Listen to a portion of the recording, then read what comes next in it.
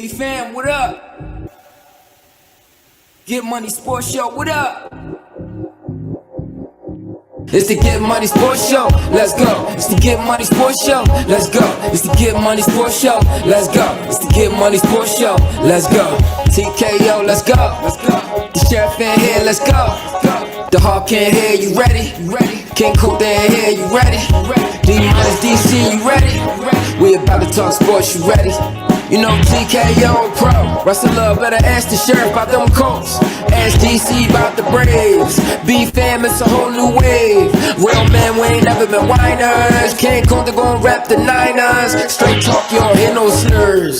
D MInus gon' rap the Spurs. Ask Hawk about the Seahawks, but ask him all about anything. Going hard like it's all a dream. Ladies and gentlemen, are you ready? It's the Get Money Sports Show, let's go. It's the Get Money Sports Show, let's go. It's the Get Money Sports Show, let's go. It's the Get Money Sports Show, let's go.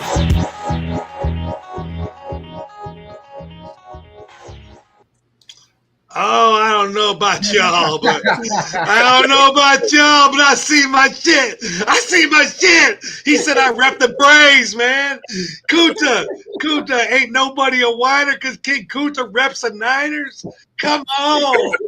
How can you now feel good and pumped up after that? That is so fucking cool. D MInus, how you doing, man?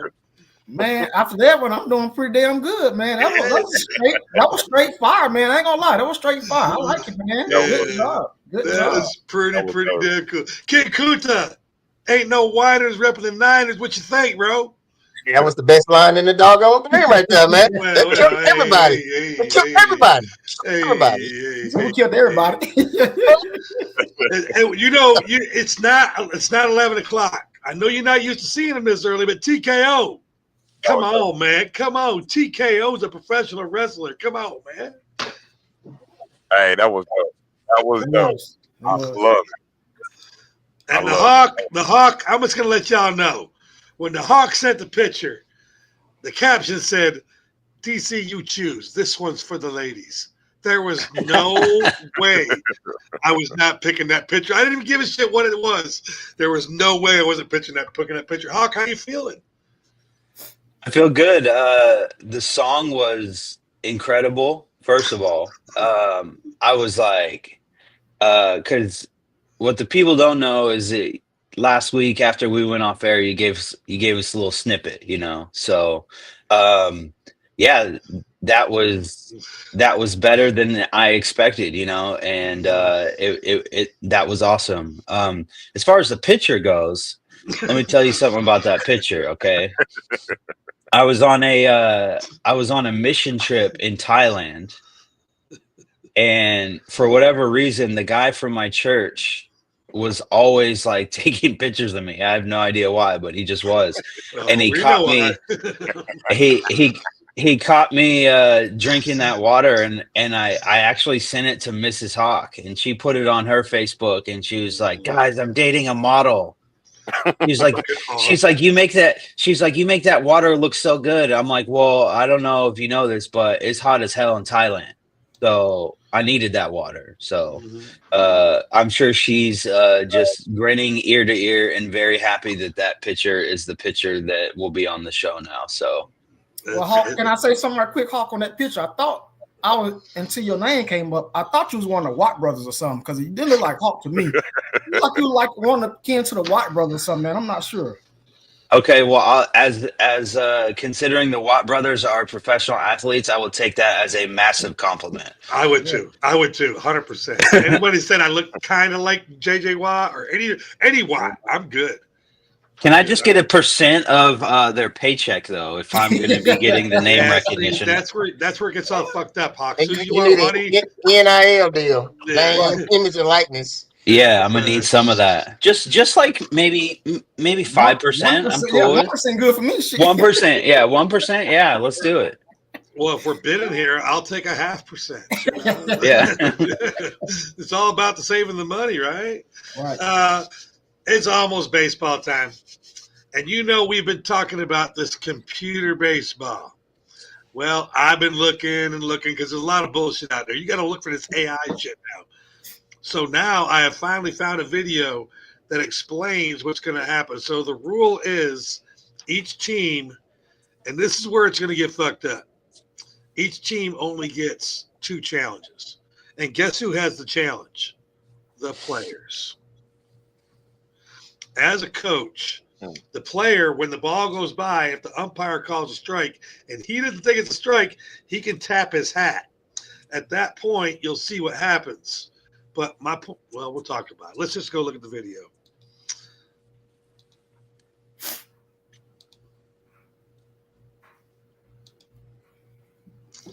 It says this is how the automatic ball strike ABS challenge system works. Umpire called a strike. He hits his helmet. It goes up on the big screen. If it's wrong, it's overturned. Simple as that. So my question to the panel is, how are we going to stop players as a manager like Juan Soto, who thinks every fucking pitch is a ball, not using a fucking 2 calls? D-. I agree with the 2 challenges, but put it in the player's hand, I disagree with, because that's a manager job to come out there and challenge that call. Now, I might think it's a ball or a strike, but that's not my job. So I don't agree with the managers players being in control of that challenge. It's like you taking a job away from the manager, which they should be managing the calls and strikes. So I disagree with that. Well, inside the rule as we go forward, the player has 3 seconds. And the reason why the manager can't is because we have Google pads in the dugouts. And we already know what Houston does. If you give men a chance to cheat, they will cheat. If I can sit there and watch it on TV, I know when to use my challenge. Right. So I understand why they took it away from the manager. And I understand at 3 seconds, we're not trying to slow down baseball anymore. King Kunta, what do you think?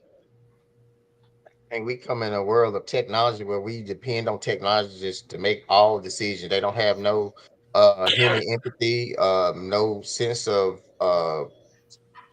just making the right calls. So, and I think they're using that as a blame game. Hey, I didn't make a call. Blame it on the computer. We gonna make some adjustments. So what? What be it? What? And then you're taking away, like my brother said, you're taking away from people's jobs. Why would you do that? You go extend the game time. Now, baseball time is already long enough. Now you extending the amount of time you're at the baseball park, which means it'll come into question to some fans, do they want to go to the baseball game now? Because it's not authentic. You're taking authenticity away from the game, and I think they're just completely wrong. Put in the hands of a robot. I'm not for that. Let's go down here to TKO. I like the way the fan participation is. This will be huge for the fans. For baseball, I think it's shit. But for the fans, when that screen lights up and you can see the ball go by, you can see the ball's not in there every single time, that's going to keep the fans involved in the game for those 4 challenges. 4 more, because if you challenge and you're right, you keep your challenge. Teddy, what do you think? I agree with Kunta. I think it's a lot of too over course correct. I think that the foundation of baseball is what it is, and that's what brings people there. It's like NASCAR, right? Once they started stipulating, putting in stages and stuff, it makes it too confusing for the casual fan. So I think that if baseball stays traditional on its backbone and its roots, it has enough money, so it's sustainable. So I don't understand. You're right. I just think it's too much for the sport. I don't think it's about even the gameplay so much, because you got to get fans to actually watch it.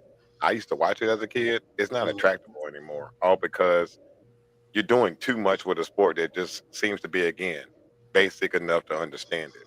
I don't like it. Hawk, I like the third comment on the screen when the video was up there. It's a female. Her name is Kelly. She said, or Kelly, could be a man's name. My bad. The statement says, "Oh, thank God, computers get away from the human error. We all know that computers don't make mistakes." Y'all ever heard of a computer glitch? Y'all ever heard of a bank error not in your favor? That's all done by computers. Like Hawk, this is not a 100% solution to whether a ball's a strike or not, right? Yeah, I mean, I don't think that politically, what would you say if a war broke out? One of the first things that would happen in a war is, hey, let's do something to turn off all electricity, all technology, or whatever. How many people put every amount of money that they have into a bank? What happens if that part of the infrastructure is shut down? Now you ain't got no money because you don't keep anything stashed up for yourself, right? I agree with the rest of the panel. You're taking you're delaying the game. You're taking stuff out of the hands of people who have jobs. But listen, if you're a baseball fan, you know the name Angel Hernandez pretty well. I was gonna say that, yeah. If this is implemented into baseball, and this is the final straw that finally gets Angel Hernandez out of Major League Baseball, because he is by far the worst umpire. And it doesn't matter. You can ask a Yankee fan, you can ask a Braves fan, you can ask a Mariners fan. It doesn't matter who you ask. Everyone universally hates Angel Hernandez. That guy is so terrible. So if this is something that kind of gives him the boot, then it's done its job. But like, I don't want to slow the game down. And on top of that, what's the frequency? Because catchers, pitchers, and batters can argue about balls and strikes all day long. So like, I would want to know what the frequency would be. How often is this going to happen? Listen, if it's like a strike 3 call, like I get it, argue it, but like, if the count's 1-1 and you're arguing if something's a ball or a strike and it's the first inning, what are we doing? What are we even talking about at this point? I mean, it's going to be a major failure, and I want to close us out with the name Angel Hernandez as well. Kunta, you probably know the least about baseball here with TKO. Y'all know who Angel Hernandez is? He's the umpire, ain't it? That make bad calls. Yeah, case proven. See? Yeah. Who's not even into baseball knows who Angel Hernandez is. So let me say this, DC. So who builds the computer? Computers, AI, they don't build themselves. It's true. It's human. It's gonna be a human error regardless. So why not just let the umpire just keep calling? Because we don't want to build the computers, and we're not perfect. So which means the computer's not gonna be perfect. And on top of that, if you notice, it wasn't a live picture of the pitch coming back. It was a computerized generated picture. So as that company, all I got to do is make 1,000 videos of balls inside close to where that one is and play the right video. It gives another chance for scamming to happen as well. It's not a live picture of what's going on. D minus, you want to say something? I want to ask you something, DC. Is this along with the calls that's already, you can challenge like a stolen base or something like that? Is this added to the other challenge? So now you got no. This is separate. No, what I'm saying. I'm saying so now you got 4 challenges now. Yeah. Like so it's prolonging the game now. That's what I just said. Yep. It's gonna be a long day. The thing is this though, you gotta remember, like I played baseball. I don't know who has here and who hasn't. When you got a ball coming at you, okay? And you think it's a ball, and then all of a sudden it hooks, and you back out like this because you really don't see it. It's coming at your fucking head. Right. The emotions of man will end this thing because there's no way you're going to be disciplined enough in the moment not to touch your fucking helmet. Because in the moment you don't want to strike out. You thought that was a ball. As soon as you touch your helmet, you can't take it back. They're going to show it up on the screen. Oh, shit, it really was a strike. I'm out. Well, one challenge gone. Who's next? I think this is going to be a complete flub with the 2 challenges. I like to add one thing. Is like real quick. It's like with soccer. It's simple to understand. Hockey, a lot of those sports, because they're international stars and it's more of a broader span. I think America is, again, losing grips with our sports entertainment because international players, even in the NBA. Yep. So the real problem is America is not focused as our athletes are propelling in every sport like we used to. We only marginalize ourselves to certain sports that we want, like football or some other sport. So I think the problem in America is we're doing way too much to try to attract people to the sport instead of it just being a sport. That's the problem. 100%. Think about this thing right here. Hockey has something called a blue line. I'm learning, okay? I know you're not allowed to be over the blue line before the puck closes the blue line. Right. All right. Mhm. Y'all watch a hockey game in your lifetime. Have you ever seen an instant replay that somebody really didn't cross the blue line on time? When Never. those referees blow the fucking whistle, don't a motherfucker say shit. And in there, you can fight. It's legal to look at the guy beside you and just start swinging if you Mhm. don't agree with something. Not the referee, but other guys. Well, on top of that, I think that hockey doesn't have any replay, right? I've never seen a replay in hockey. I mean, for goals, I've seen it like if it crossed the goal, I've seen that replay. Yeah, but they don't Yeah, have but challenges. like, Yeah, They that don't makes have but challenges. but There are no challenges, right? Yeah. yeah, but that makes sense. but how often does that even occur? You know, less than, I don't know how many Yeah. games are in an NHL season, but I would say that it probably happens less than 4 times a year. It's more You of a know? production thing by the TV crew. Like if Right. if the puck barely crosses or doesn't cross and they call a goal, there's no reversals. Like Right. the refs don't go down and say, "Oh shit, we fucked up."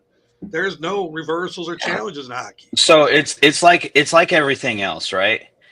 In the real world, we talk about police officers in America not abusing their power and doing the things that they've done, right? It all comes down to training. Police officers need training to be better at their jobs. Umpires need better training to be better at their jobs. NFL referees need training to be better at their jobs. And so, like, instead of coming up with a new way, a new technology on how to fix things, why don't you get the guys that are right for the position and train them effectively? Give them real world experiences, give them time calling balls and strikes and stuff like that, to make them better. Because the only thing that makes you better, and this goes to any point in life, like working out, right? The only way you're going to get stronger is if you actually Yep. are actively Working your working trade. out, lifting weights. You know, so practice your craft. All these professional athletes are practicing their craft all the time. So why aren't we holding referees and all those other people to the same standard? You need to practice your craft. You can't not call balls and strikes for 4 or 5 months and then just hop in and just think you're gonna pick up where you left off because you were an umpire in the playoffs the previous season. You gotta keep working at it all the time. I mean, just being honest, I hate it. Angel Hernandez fucked my team over tons of time, but baseball wouldn't be baseball without him. I do have a question to Gatorade, though. I'm going to put this up there real close. I'm not going to show you the flavor. I'm just going to show you the color. Can y'all see that color? What flavor would that be? Blue. I agree. I see blue, too. Okay. That's great. That's great. Yep. I got a complaint. It's Okay. purple. I got a complaint. It's fierce and it's just grape. It's not like gushing grape or any kind of cool name. It's just grape. Gatorade grape is way more purple than that. It tastes great. I'm telling you, this is really great. Really, really great. But D minus, you got a great topic here. We're going to debate this for sure. Hey, I decided to sneak this in because I know so many people on the panel don't even participate in college basketball, or they haven't been paying attention to it this year. I said some. We're about to find out though. So I proposed a topic. I said, who's the most surprising team in college basketball, women or the men? Is it the women Notre Dame or Auburn Tigers for the men? Man, so if you guys been paying attention to college basketball, I will have my answer first. I'm going to say the men's Auburn basketball team is more surprising to me. Now, Notre Dame women basketball, they be in the top 5 almost every year. You know, they are a strong organization. But the men's Auburn Tigers, man, has been doing some things that I haven't seen in Auburn in a while, man. So let's talk about it, man. How you guys, I say Auburn Tigers. I want to see what you guys want to say about it first before I throw my stats in there and go along with this.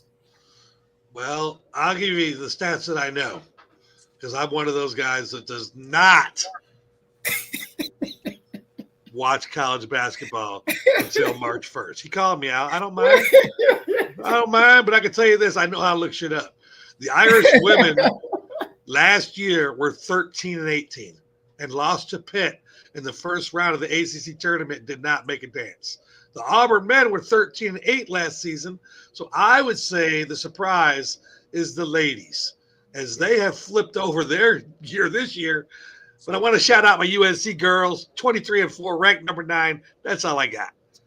I didn't even know my girls were 23-9. I don't follow it to the end.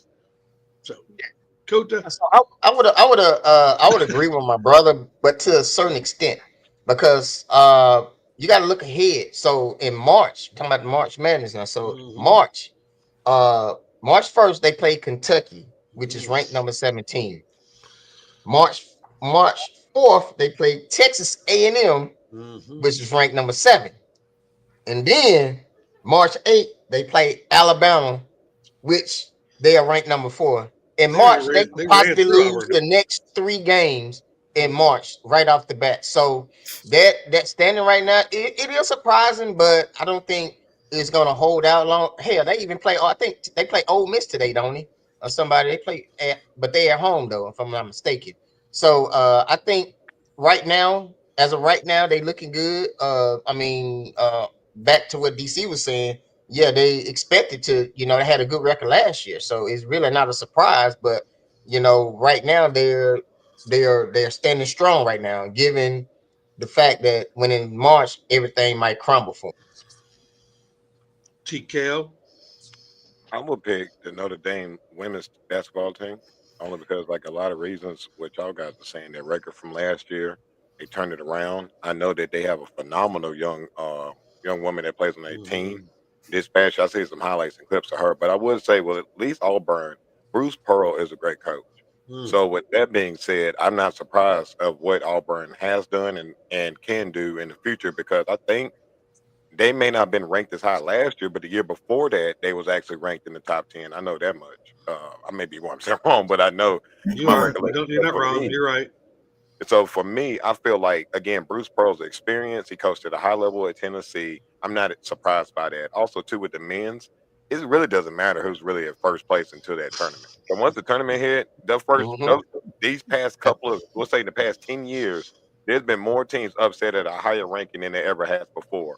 So, and I would say last part about Notre Dame, with all these great women's teams out here, like South Carolina, UCLA, USC, there's so many girls out here, women killing it right now, that I am surprised that Notre Dame is number 1. How would they remain number 1 the rest of the year? No. UConn will probably take that over as they stump South Carolina, which I was surprised. So I would say I'm way more interested in the women's game right now. Of course, with my young daughter we're playing, it's more interesting because it's fundamentals, and they just got to go out there and beat one another straight up. So I like the Notre Dame women's team right now. I like what Teddy said there. It's like the reason why I don't watch the college basketball men's in the season is exactly what he said. The excitement's all at the end. The women's college basketball, though, now that I'm watching a little bit more, it's exciting through the whole year. Hawk, what you think? Yeah, I think if I'm picking like which one is more surprising, I tend to look at like longevity, right? Because we've already established that Auburn was ranked last year. They've been on their come up. Gatorade. You just put that on. There you go, buddy. See, Teddy, the power of vision. Advertising works. You see, you gotta be glad you don't have no titties. He probably said titties. Yeah. Oh man, my titties showing. Anyway, Notre Dame is a team that on the women's side that has been in the conversation. When everyone was focusing on Angel Reese and Caitlin Clark and that whole draft class and stuff, Notre Dame was still in the conversation. So once again, I go back to longevity. Consistency in sports at a high competitive level is difficult.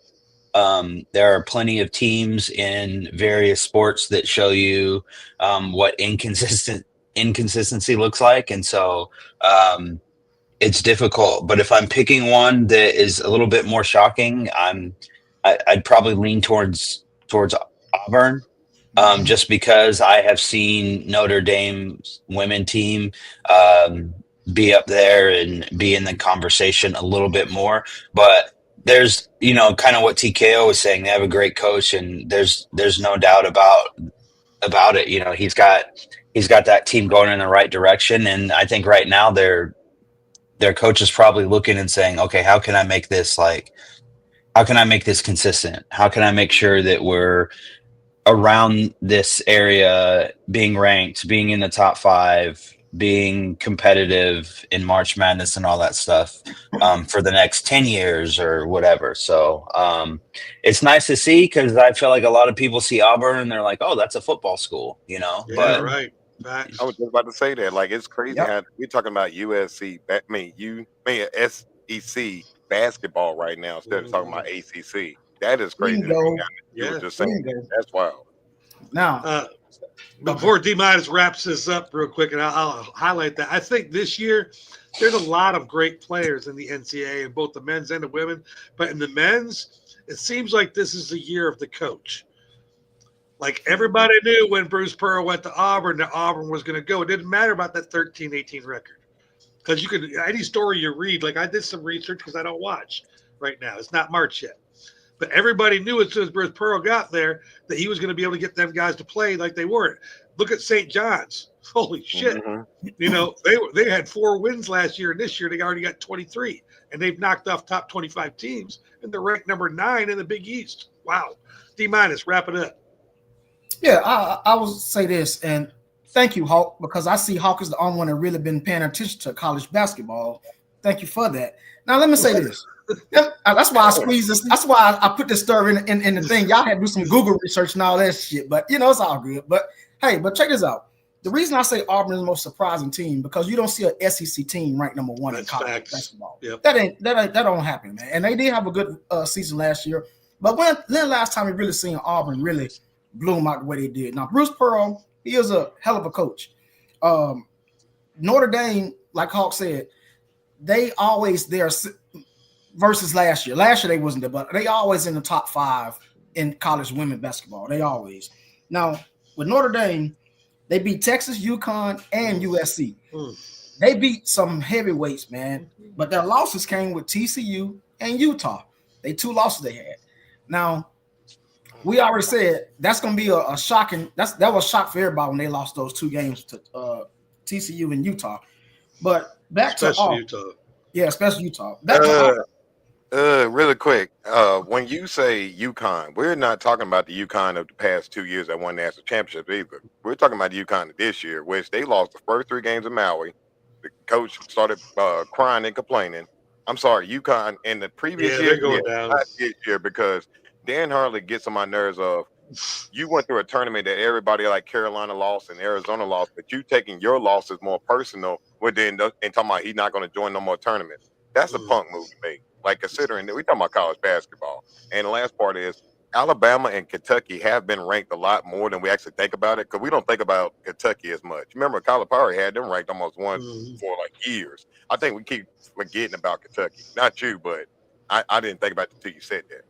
Yeah, I mean, SEC is not known really for their college basketball thing. But, you know, to piggyback what you said, TKO, UConn, with Paige Beckers and all that, they have been a force to reckon with in the last few years. I mean, men. I'm sorry. I was thinking of men. I'm sorry. Oh, no. I didn't say UConn at all. I was talking about women. Oh, yeah. Yeah, women, Notre Dame beat Texas, UConn, and they beat USC, which is 3 top 5 teams, powerhouses. So Notre Dame is always in that conversation when you come to women basketball. Now, as far as Auburn goes, Auburn lost to Duke, of course, my Duke Blue Devils, and they lost to Florida. Now, both of those teams they lost to is in conversation one of the best teams. SEC have about 8 teams that might make the dance this year, which is, you don't see that normally, man. So, and with Auburn up there, man, they just been, and Broome, I don't know if you got to pay attention to Broome with Auburn. Broome is this guy that they comparing him and Cooper Flagg might be the player of the year between one of them 2. It's going to be a tough race. They got that Broome guy with Auburn, man.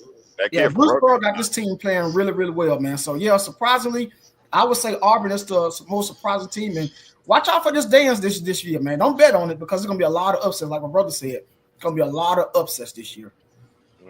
All right. Great segment. Kunta, I love talking about Petty. So As y'all know, we got probably about 2 months until the NFL draft, and Cam Ward and Shedeur Sanders, uh, the scene working out together, and so they had some I don't know if it's friendly or taking shots, but whatever they said, well, I'm gonna tell you what they said. It got me excited for the NFL. Like when they start, these two are really going to go at it. You know, they was taking some like petty shots at one another.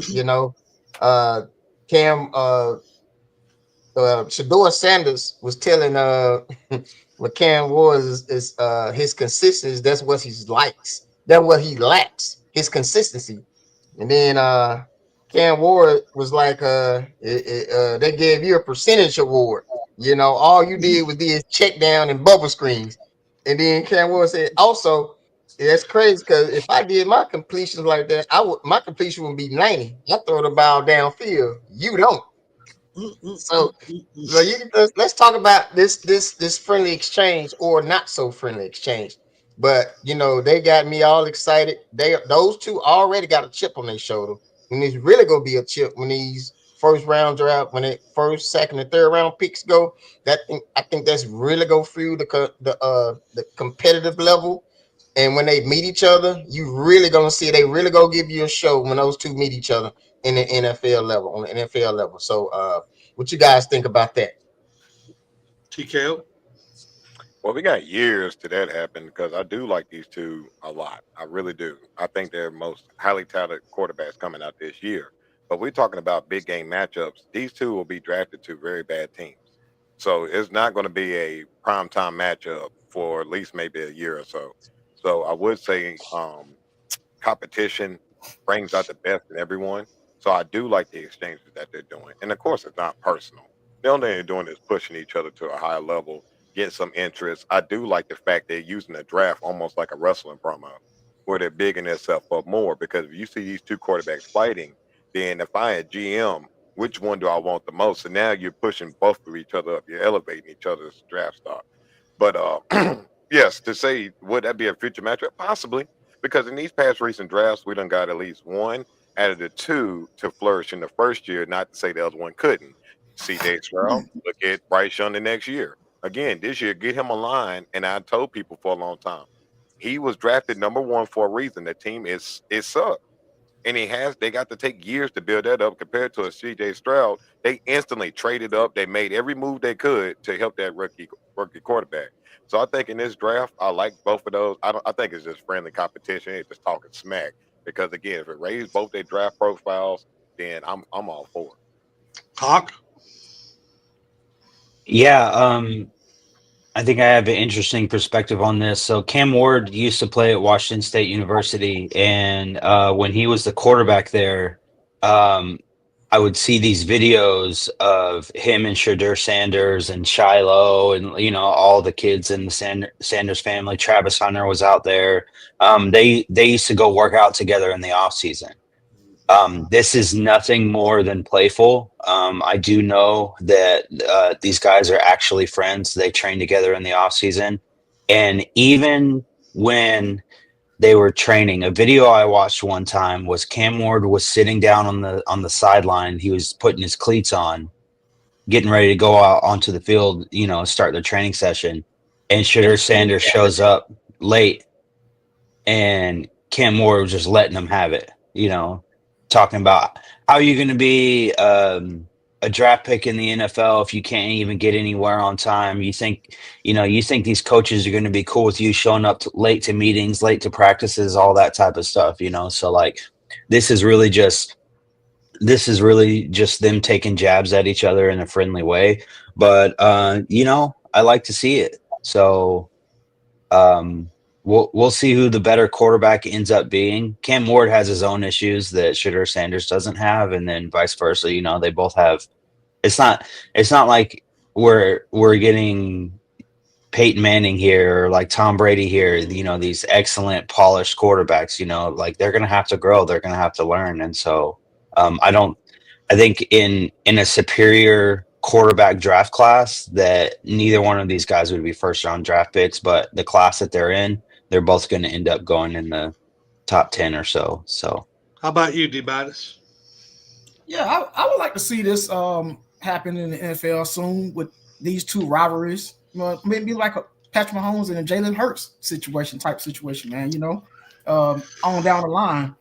But yeah, I think it's a friendly competition with these guys, man. I hope, like if DC know with me and Bolin, we cool in the parking lot, you know, whatever. But when that light come on, you my enemy. I'm gonna beat your ass. So I like the friendly competition with this, man. I don't think it's nothing more about it. I think it's more like okay, let's do this when we get to the NFL. You know, like, you know, see who's better than each other. But I think they're pretty cool with each other. But I think it's gonna be a friendly competition with it. Well, while we're talking about bowling, let's go ahead and shout my boy out for a nice 2-95 Tuesday night, winning that Eliminator series that night too. What this is right here, this is called. If you guys look at all the mock drafts that are out there right now, Cam Ward is picked to go at number 13. What they're doing right here is trying to boost their draft stock. This is the weakest quarterback class in years. Right. Like they're saying the best guy coming out this year is Abdul Carter. I believe is he an edge rusher? Or is he a blocker? I can't remember. I know he's at Penn State. I just can't remember if he's offense or defense. He's a end. I think he's defense. I think. Okay, so he's defensive end. Abdul Carter. Oh yeah, that's what he is. You're right. I heard something that like he has when he's on the field, it's like 2 seconds. He's in the backfield. So he's got to be some kind of edge rusher or lineman. But he's supposed to go number 1, and then number 2 is Travis Hunter. And you look down, and I watch my Raider page. The Raiders don't have a quarterback right now. We don't want to keep Minshew. We don't want to keep O'Connell. We all know about all the other people. But we don't have a quarterback. You know who we're drafted in the first round? Ashton Gentry. It's all over the place at number 6. Damn. Okay? I don't understand drafting a running back in the first round. Yeah, exactly. But you know what? That tells you something. This is not a rich quarterback class. So what these guys are doing is they're trying to create shit. So y'all think about them and make them drafted up a little higher. It's just not going to work. I like what Teddy said. These guys ain't going to be playing for a couple of years. But it would make, like if they go to 2 shitty teams, it would make them 2 shitty teams playing each other more interesting. Thank you. Like I think that's the biggest problem, right? We're not looking at the fact of is the quarterback play good? It's the team that they're on is the problem. Right. Again, you could take a great quarterback. Let's say, in my opinion, I think Shador would be a very good NFL quarterback. Not a great, but very good. The problem with, let's say, for instance, if he gets in New York, I think he can end up turning that team around very fast. No. Because again, the discrepancies. Again, you got to look at like Dallas, right? No. We have big problems in our teams. We falter a lot to teams like the Giants. We can. I think the Redskins is another problematic team. But I think in New York, he can have a better chance because everybody got to think too. Outside your conference, every game you have ain't as hard with your rookie year or if you get drafted hockey. You know they do the schedule. If you got the worst record, they kind of give you the easiest schedule the next year. Shador is not mature enough to handle the New York media, let alone the rest of the shit he's got to do. He'd get murdered. He'd get murdered there. Kunta, wrap it up, man. Yeah, all y'all made some good points, and I think it is friendly till it becomes enemy because you can talk shit amongst each other for so long that you get tired of trash talking. And you know, us by being boys, we can get on each other and we can joke, but we gonna have a disagreement because we're tired of the bickering and the joking and shit till it becomes serious. So right.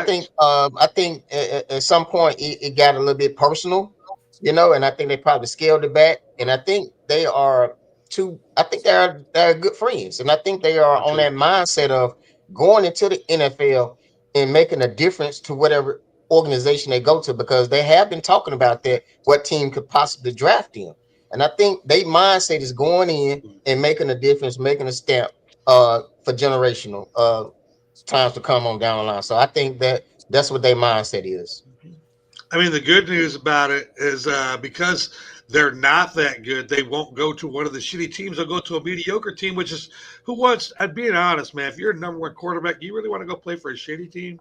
I know you want to bring it back, but wouldn't it be better? Like if he gets drafted like 15th, that team that's 15th was halfway. They were halfway in the middle of the league. It's all right. So would you rather be known for turning around a shitty organization? Turn around, yeah. Yep.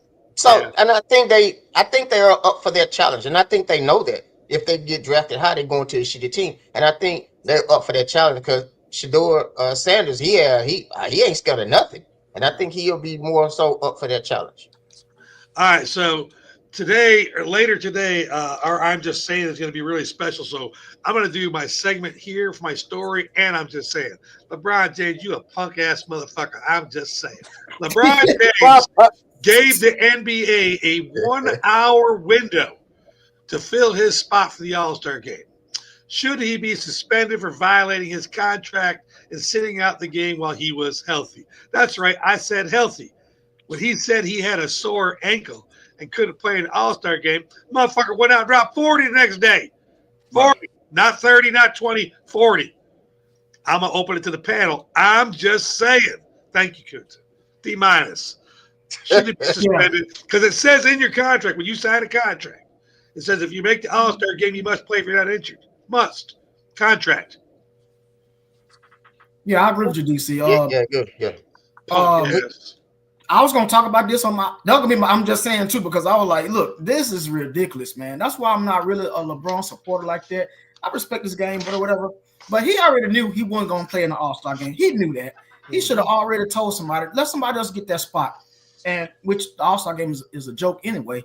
But he know he wasn't gonna play, man. And giving somebody an opportunity not to do that, man, it sucks, man. And that's why I'm not a LeBron supporter, man. But I don't want to talk about his ass no more. So go ahead, somebody else. I don't care. Punk ass bitch. Hawk. Yeah, man. Go ahead, Hawk. Yeah, I don't know. I feel like the short notice is like something that is like problematic, you know, because like when you talk about people going to this game, they're going to see guys like LeBron, you know, and so like I remember as a kid, I was going to a Sonics game, and we were going because we obviously want to see the Sonics, but we want to see Kobe. And then Kobe didn't end up playing that game. He got sick or whatever. And so we showed up when we get to our seats, and we could see my dad was like, look, Kobe's over there. And then we were looking, and we saw that he was in street clothes, and we were like, oh, he's not going to play. But that was the whole reason we bought the tickets, you know, was to see Kobe, and we didn't get a chance to see Kobe. So like in a world where like people are spending their hard-earned money to see superstars of the sport, like, that's frustrating. And then I don't know about finding them or whatever, but if it is in their contract to do it, then, you know, uphold your contract. This is like one of the worst times I'm ever going to say this. I miss David Stern. TKO. David Stern would have fired his ass. You know he would have. TKO. I've never been a LeBron supporter in my life. I do think he is one of the greatest of all Tell him, time. Liz. But I would say personally, man, he's like Trump, right? Like where he does so much stuff, right? And then like we all see He it. just called LeBron Trump. Yeah, I'm loving to see this comparison. I can't wait. I can't wait. I'm sorry, TKO. I want to make sure everybody heard that. LeBron is Trump. Go, TKO. All right. So I never seen somebody put himself over more than him, right? When they ask questions, are you the king? Are you this? He puts the crown on his own head, right? Yep. Like, oh, Master Trump. Then you turn around and every reason why all these things are in place is because you're doing it, flopping rule. Why did they create a rule for flopping? Because of you, LeBron James. Yep. And then they never sit there and called on you when the rule was intended because of you, because nobody else does it as much as you do, Trump. Thanks. And then so like that's what I look at. He's a habitual line stepper. And then he sits there, he gets them to create the line, then he steps over the line, but yet want everybody else to do the same thing that he doesn't do. Again, he's a hypocrite. He gets on my nerve because he's always self-appointing and want himself. He's like, it's just irritating every time I see LeBron James. I'm tired of the same old dunks he done doing since 2005. It ain't nothing special. Same thing. I'm sorry, like watching him as a replay. So I would say this: if I was watching that game, I wouldn't have been watching LeBron. That'd been the last person I was looking for in that court.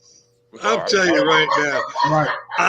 We got to give credit to whoever's laughing in the background. Thank you very much. I'm not going to call know who that is. We already know who that is, Man, man. we already know who that is. Kunta, go ahead, call her name out and talk about what you want to say. I'm sorry for interrupting y'all. That was What's up, sis? But could you please keep quiet, please? We're trying to have a session here, and you interrupting our oh my God! No, he's gathering not. here. No, so, he's not. You know, no, he's not. Yeah, so listen. Is there a well said award? Because I listen. Thank you. The dunks. If I had the mic, I'd drop it. That was it for me. I'm sorry. Yeah, like, I think it was the same dunk for the 2000th time. I'm like, why are we surprised he's jumping over people that's 6 foot? We already know he can do that. Why don't you he get on my nerves. Like, I've never seen somebody. I'm done. And TKO, why is it the guy that's literally built like an NFL tight end is like one of the biggest crybabies and softest players in the NBA? Never seen it in my life. Like when they say about him playing in different eras, you wouldn't have been the biggest player in your era because again, there's certain skills he lacks. He still don't have the great shooting ability. I mean, if I go 2 for 10 at 20%. It's magnified because if you shoot 100 of them, then it like you make it more. So like his jump shot is horrible. When did he change that shot where it's like this wide base where he just it's the ugliest shot I've ever seen in my life? And then it's like I'm tired of LeBron. Well, that's you think it's the ugliest shot you've ever seen in your life because you haven't seen Sean Marion shoot. That's not fair. That's not fair. Come on now. That's the ugliest shot I ever seen in my life with Sean Marion. It was pretty bad. It was like an ugliest shot. Sorry. All right, Coot, you want to finish up your LeBron stuff? No, Teddy, he spoke for everybody. So we can go on to the next topic. How the fuck do you come over LeBron as Trump, man? That was something else right there. That's definitely. Hey DC, if we're creating like a list that's going to go in the BFAM Hall of Fame as far as like quotes that have been said on the airwaves, this is like we got to etch this in stone like the 10 Commandments or something. I wrote it down.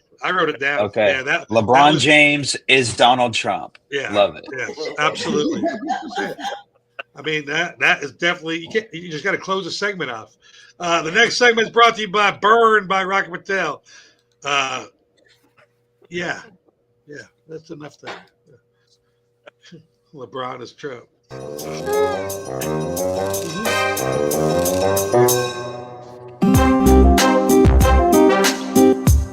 And it got a lot of fans on that one. Yeah, we're gonna get some feedback on that. I hope one of our fans makes Jersey. Email about to go on.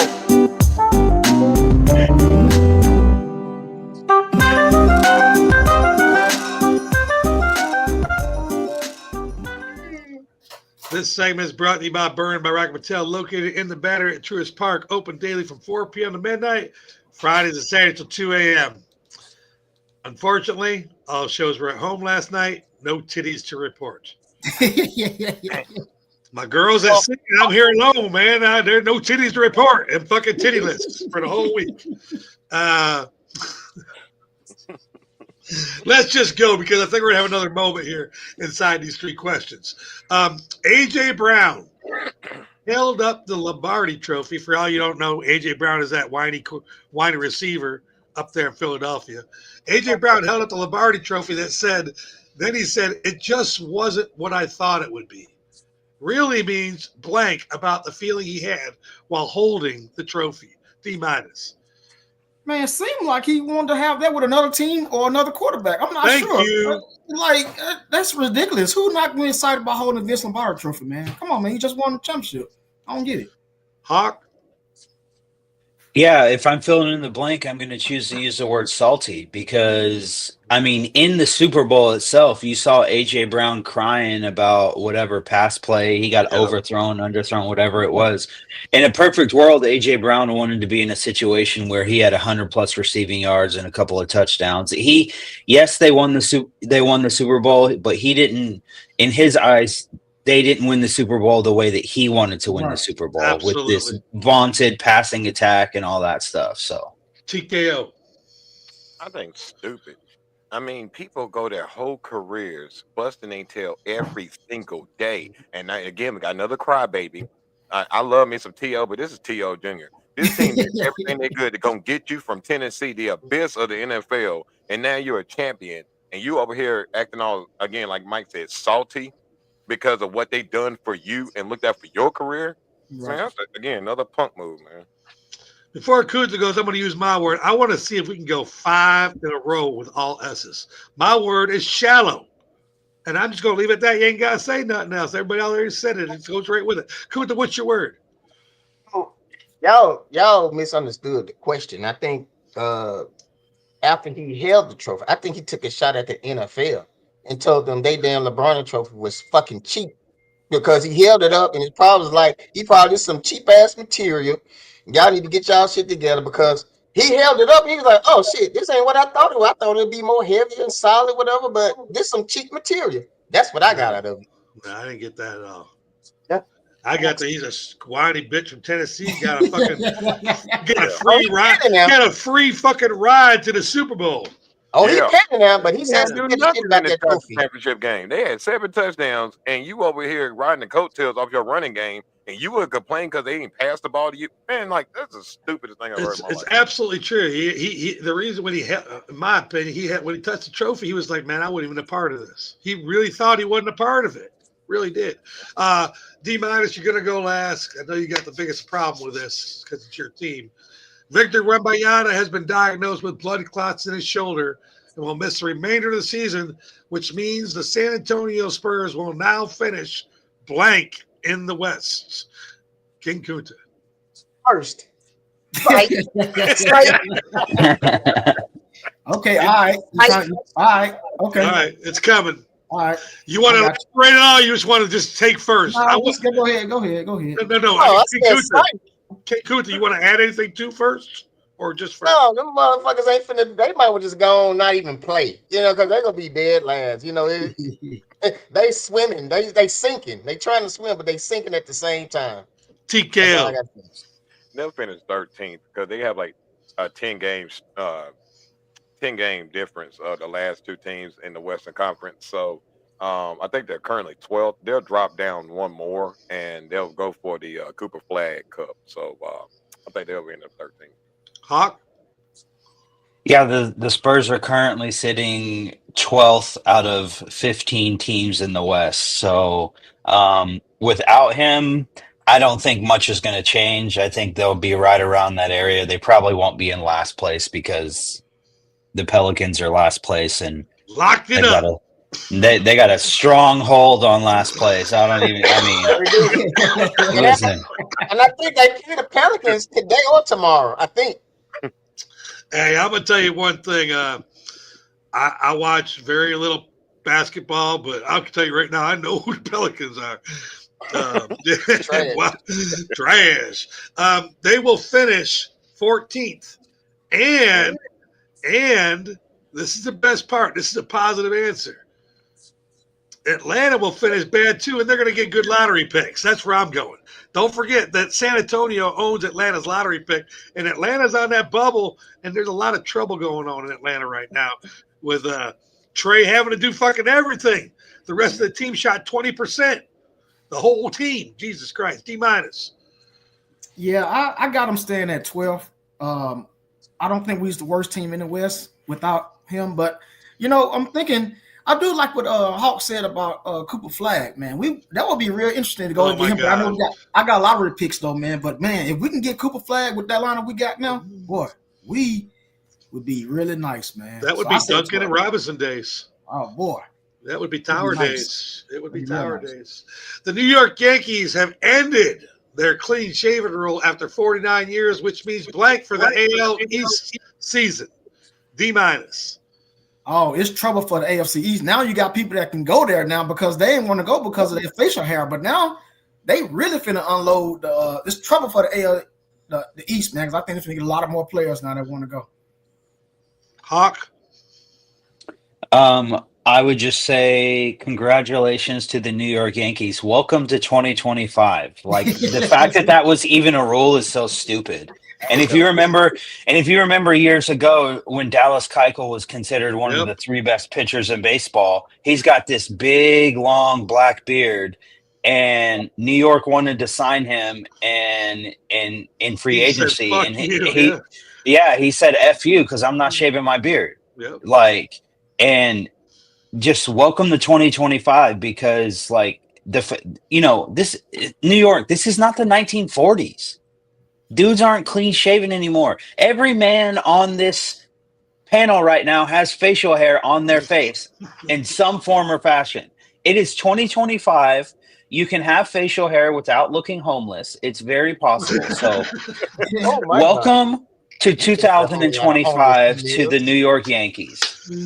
Dallas Google, we do not all feel that you're homeless, just Mike the Hawk there. TKO. TKO. Oh, you think you get a whole lot of homeless emails. Well, I like to start off by saying that's why I shaved this week myself. I was looking rough. I was looking homeless. But I would say, the same, like the sentiments of the Hawk, man. Congratulations for actually stepping into this new century. It's been a while since the Yankees have recognized that. But I do believe, it's time to get away with those old indoctrinations of an organization. Look is different than what actually is going on. The whole world is different now. So it's like, come on, guys. You're holding yourself back from greatness. Yeah, because you could still allow the players with facial hair, and if it's like overgrown and it's looking kind of like mountain manish all over the place, an organization can still say, hey, like, clean that up. There's plenty of dudes that work for Fortune 500 companies that are big wigs that have facial hair, but they keep it trimmed, they keep it tight, they got everything looking good and stuff. So you can still look professional with facial hair. That's just such like an old mindset to think that, because someone has facial hair, they're not professional or they can't look good with it. You can still look professional. Facts. King Kunta. That means it's going to be a whole lot of Santa Claus walking around. That's what this means. Well, first of all, y'all, they did say you have to be neatly. That's where I'm going. This is what this really means. This means we're going to see stories about grown men being told that their shit ain't neat because the rules. And this is where I'm at. Okay, so everybody look at y'all's faces. Everybody's got their goatees and their beards. We're just doing with the facial hair. I feel like everybody here is clean and neat when it comes to baseball. Is that what the Yankees are going to think? No. What is clean and neat? Right. Are you allowed to have this little stuff right here that's not really a beard? It's just like scrubble. Are you allowed to have that? Well, you can't get to this till you get to that. What's clean and neat? I think that's going to be a story, and it's going to be not baseball, and the Yankees are still not going to win. I like what Stephen A. said. Stephen A. said, I don't give a shit about that rule change. Bring me a championship. Y'all focus on the wrong shit. Yeah. D minus. It's time to spice it up, baby. Yes, sir.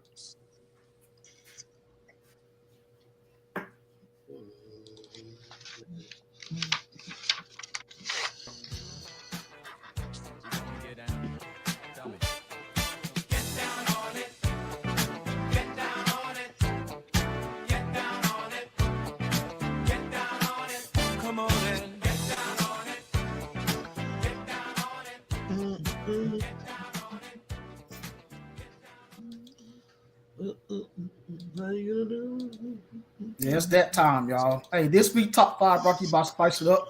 You can call Joe at 404-455-4751 for all your smoked and grilled meats. It's located in Fairmont, Georgia, and he also traveled to all events.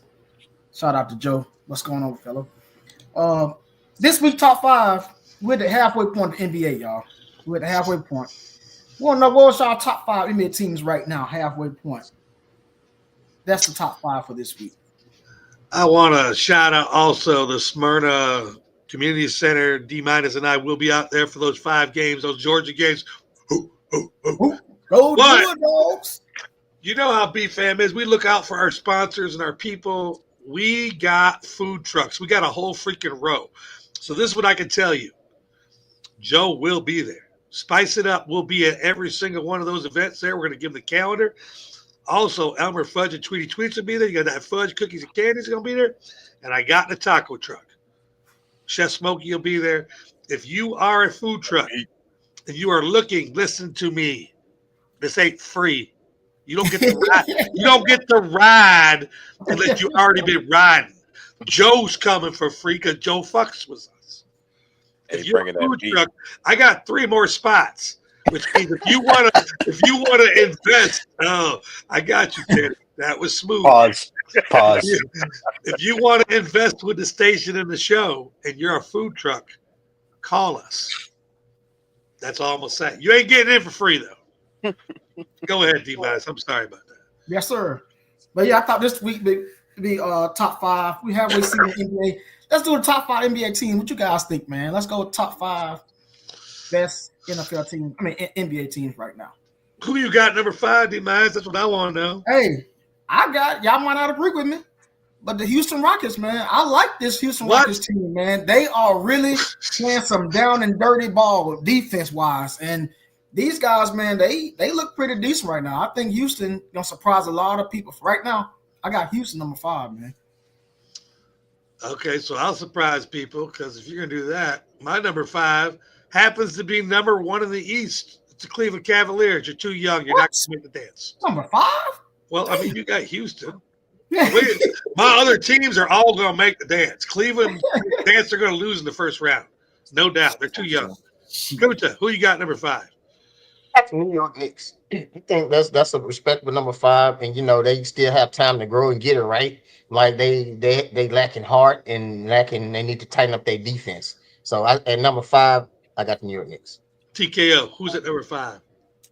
I had to go with D MInus, the Rockets, man. Like, yes, they're young, exciting, they're fast, they're playing like they remind me of Oklahoma City of last year of what they're doing. They're building up a really strong team.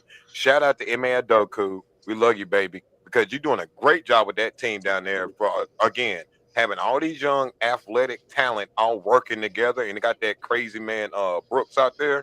I like these kids. They're not going to make any noise in the playoffs, I don't think. They may get to the second round, but I do like the future for those guys. Yeah. I'm writing a note. Trust me. Hawk. Very sneaky team. Mm-hmm. Give me the New York Knicks there. I think that the Knicks are showing some promise, even though they just got waxed by Cleveland. Wax.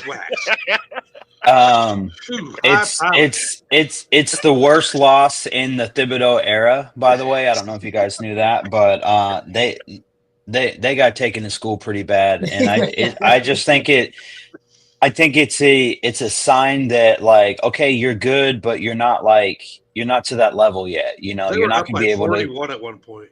The problem is Cat. Like, that trade for Cat was all offense because Cat don't play no defense, and that's their problem. Thibodeau's a defensive coach. That was not a good trade. I didn't like it. Yeah. All right, D MInus, by spice it up. Let's go to our 4th round here. Who you got number 4? Houston at number 5. I got Memphis, man. I think Memphis is a strong team. They're a team to look out for too. I think they're a sneaky team too, man. If they stay healthy, jump around all them guys, I think they'll be a force to reckon with in the West. I do. I can respect that one right there. Number 4, I've got the Knicks, and the only reason I have them that low with the way they're balling is one injury, especially the Cat. He's a big man. Anything can happen. One injury, and they're trash. They have no bench. King Kunta, who you got number 4? I mean, you still can't count out the Denver Nuggets in the West. They still doing their thing. At 4? Yeah, at 4. I got the Denver Nuggets. You got a joke over there, so you can't count them out. You cannot have them in the top 5. TKO, who's at number 4? I switched it actually right before the show. I put the Cleveland Cavaliers at 4. I go with what you said, DC. I don't believe they're built for the playoffs. I think in the regular season, where a lot of teams are taking games off and they're not playing or competing as hard, and they're just getting to the playoffs and then cranking it up, I think Cleveland's kind of going out there guns a-blazing, and they're going to run out of shots come playoff time. Mm-hmm. Same. Hawk, who you got number 4? Number 4, give me Memphis. I like what they're doing. They look like they can make a little bit of noise. And then just one thing. Ja Morant, Go to the family cookout. Tell your dad to chill out. I don't know if you guys saw, but John Moran's Yeah, my dad just got God. ejected. Like, bro, chill That out, shit's crazy. relax. John Moran's got his own problems worrying about what gun he has or what gun he doesn't have. Okay, so we got all these problems. Okay, you don't need any extra to come in here and like and mess with things, right? The team's playing well. Let's keep it going. Get the family to chill out, and everything's all good. At least we speaking real did quick, learn. speaking real quick on that, when it comes to the gun thing, it's funny how with Ja saying that was a toy gun, he gets suspended a whole season. But ASAP Rocky does it, have a court case, it gets found not guilty. It's funny how that works when you have somebody like Rihanna on your side. That's all I'm saying. I'm just saying. I like to say on the John Morant thing. I just forgot what I was going to say. D minus. Who you got number 3? We did number 3. We did everybody number 4. Okay. Yeah. Oh no, I remember what it was now. Hey, at least we know where those gun charges came from now. Remember when John was getting in trouble? We all wondered what was going on. We know where it was coming from now. D minus. Who you got number 3? Number 3, I got Boston Celtics. You still can't count them out. I like them at number 3. You still got, but they still kind of scare me a little bit too, as far as like they might be. I'm gonna say a bust this year, but I don't have them going to the Eastern Conference Finals. But we'll see. At number 3, Hawk, mute your mic. I got OKC. They're playing really good. They're number 1 in the West. Sorry, I didn't mean to say that, but man, you got to give it up, man. They only got 10 losses, and they're playing really good, and they're deep on the bench. I got them at number 3. King Kunta.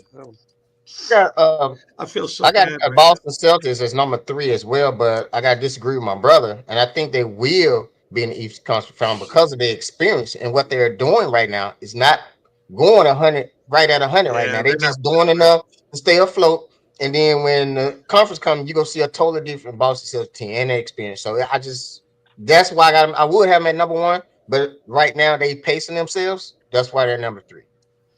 Teddy, number 3. Under. I like OKC a lot. I just think that they don't have enough playoff experience. And the way the league's built today, if you got teams like the Boston Celtics or the Nuggets still competing at a high level, it's hard to overcome that with just raw talent.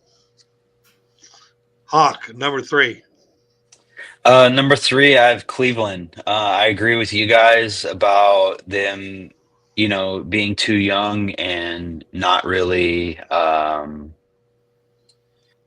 being able to compete as far as like the playoffs and stuff go. They're too young, but I don't know if you guys paid attention, but DeAndre Hunter had like a pretty solid debut whenever he got traded from Atlanta. So that's a thing that can help them, but I still just think that they don't have enough experience and all of that. So they're good right now in the regular season. Everyone can be a regular season hero, but when the playoffs start, this goes for any sport, when the playoffs start, it's the best of the best, and then you got to put up or shut up. So I will say this. I was talking on Damien's show last night.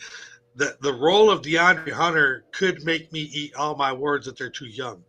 If they keep DeAndre Hunter coming off the bench and let the kids play throughout the regular season and let him learn how they play by the time the playoffs come, his experience could lead them. And I'm a little nervous about having to eat my words, but I'm not eating them yet. But I see D minus shaking his head. So that DeAndre Hunter trade meant a lot to those young kids. D minus. We're up there. We're at number 2, brought to you by Spice It Up. Who's the number 2 NBA team in your world? Which brings me, that's why I was shaking my head, which brings me to my number 2, the Cleveland Cavaliers. And I'm going to tell you why. DeAndre Hunter is a nice pickup, but I'm going to tell y'all something. I hear the whole panel saying they too young, they too experienced. Tell y'all something, they still professionals. And the thing about it is the East is weak. The East is weak. Like I said, Cleveland is doing something right now, man, they have no sense of what they're doing. And what I'm saying, that could be a dangerous situation for a lot of teams. I like Cleveland to come out. I like them going to the Eastern Conference Finals. Write it down, DC. They're going to the Eastern Conference Finals this year. Mark my word. I got Cleveland at number 2, man. I hope you got a big fork in the drawer. That humble soup don't taste too good. So at number 2, You got to have the Denver Nuggets there because they're still relevant. Holy shit. How many years have they been doing the same shit? And how many times can I just, Can't count them out. they're second in the West. They're still going. They got a deep bench. I got the Denver Nuggets. Kunta. Yeah. Number 2, I agree with my brother to a certain extent with the I got the Cleveland Cavaliers at number. Yeah, wow. Thank you for watching the show. Yeah. And while you're at it, stop doing math. Yeah, what was that? That was AI. AI, man. Hey, let me ask you a question. Do you think if I put that in my search bar, I might get a virus? Yep. Yeah, they've got a virus right now. Right. Yeah. Yep. Right. We appreciate you watching the show. I appreciate you. My number 2, I agree with my brother, the Cleveland Cavaliers, but I think they ain't gonna make it because I don't know if you recall it, D MInus, you said they was gonna go far last year and they didn't. I think they go get it, but I don't think right now with the East being talented, like you still got Boston right there in the mix, and I think it's gonna be hard for them right now to overcome dethrone Boston. They're still good. But when it comes to that moment to get to the next level, I think the experience will really show up on them and get them eliminated like they did last year. So who was your number 2? Cleveland? Yeah, Cleveland. Just because they playing good ball right now. All right. TKO. I'm going with the Denver Nuggets. I mean, the real question is when the playoffs come down to it, which teams can stop Joker? And the way the Russell Westbrook has been turning up, they got too many I don't weapons. understand that. Yeah, it's just way too loaded, and they got the experience again, championship experience where it matters the most. It's just like any fight, right? When you go to UFC fight, it's a difference between a 3-round fight and a 5-round fight. Those championship rounds That's a fact. are where it matters. So those last 2 or 3 games in a series, will the experience beat out the youth? I got to bet on that every time. Hawk, who you got number 2? I got the Denver Nuggets as well. And in case you're wondering, the answer to your question is no. OKC is not on my list. They deserve to go somewhere else. Somewhere they are not on my list at all. And anyway, Joker's still the man. Russell Westbrook has missed some time. They seem to have gelled pretty good. I just feel like Russell Westbrook going to Denver has like kind of prolonged his career a little bit because it's like just get the ball to the big man, I don't need to do too much. Yeah, appreciate his talent. Yeah, for sure. I mean, listen, at the end of the day, Russell Westbrook has a high basketball IQ, and he's looking to pass the ball. The main thing with Russell Westbrook, if you've watched him his whole career, is he's usually one of the fastest running people on the floor. And if you could just get him to pump the brakes a little bit and think a little bit more clearly, because like Russell Westbrook 5 years ago, running full speed, he's like a toddler without their ADHD medication. That guy's running around like crazy on sugar high or something. Timmy. But you get him to chill out and not go 150 miles an hour, then you start limiting the turnovers. Russell Westbrook is a turnover machine if he's not coached properly. And so like getting him in a position where he can toss the ball out to Joker, I mean, that's a recipe for success. So I got Denver. They've been there. They've done that. So those teams that are coming in like the Knicks and like Cleveland and like some of these younger teams, like you got to come in and you got to prove that you can beat a team like Denver, because Denver is like a foundation, like they understand what's going on. So you got to be able to knock them off. All right, it's time to get down on it. We are at number 1, top 5 NBA teams at the halfway point of the season. D MInus, who's number 1? I'm sorry, Hawk, but didn't I just hear you say OKC wasn't on your list? Yeah, not because they're not talented. It's because I hate everything that they are. Oh wow. Okay. Oh wow. Okay, so I just want to make sure. Wait, hold on one second. Hawk, how do you really feel? Right. Right. Let me tell you this. If I was adding OKC to the list, I would have put them at number 2. But because I hate them so much, everything Sonics in me hates OKC with a burning passion. And there's no chance.